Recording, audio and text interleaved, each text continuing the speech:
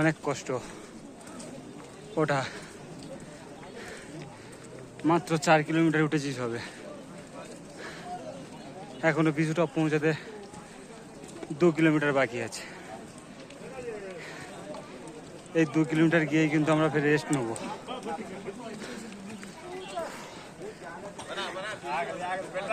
সবাইকে একটা কথাই বলবো যে আমাদের একারে উঠতে এত কষ্ট হচ্ছে, আর যারা কিন্তু খচ্চর বা ঘোড়া নিয়ে উঠছে তাদেরকে বলবো তারা যদি নিজেরা পায়ে হেঁটে উঠতে পারে তাহলে বাবার দর্শন করতে এসো,